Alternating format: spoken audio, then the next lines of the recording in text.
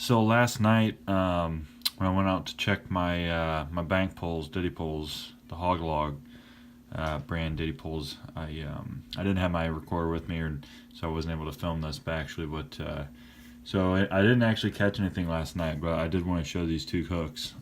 These are part of the harness that comes as the HawgLawg system, and I really like it because you can, they come pre-tied, and basically all you have to do is you take the loop, pass it through the barrel swivel that's already tied on the main line of the HawgLawg, and then you'll run your hook through that, loop it all the way around, and then it's attached. There's no more tying to do. So that's one of my favorite parts about the whole system. So just for scale, just so you can see the size of this hook. This is a pretty good size circle hook. I'm not sure the exact size this is, but it's a good size hook. It's extremely strong. I mean, if you sit here with your hands, there's no flex.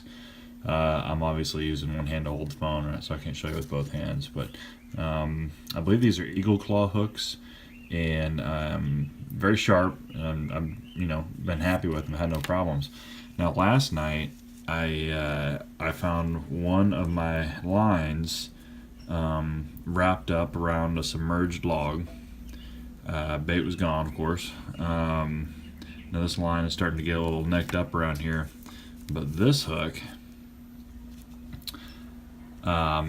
is partially straightened out, and there was something, I'm guessing extremely large, that was on the other end of this thing, and wrapped it around that branch, which pretty much took all the shock absorption out of having the HawgLawg, which can absorb a lot of shock and bounce around and whatnot. But after having it been wrapped around that tree branch under the water, there was no give, there was no movement, and this large, what I'm assuming is a large flatty, was able to essentially straighten the hook and escape.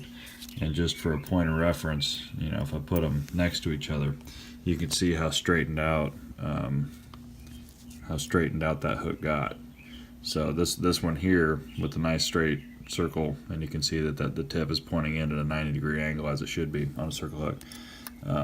You can see the difference, and how straight that other hook got, and you can see some abrasion starting to form on this.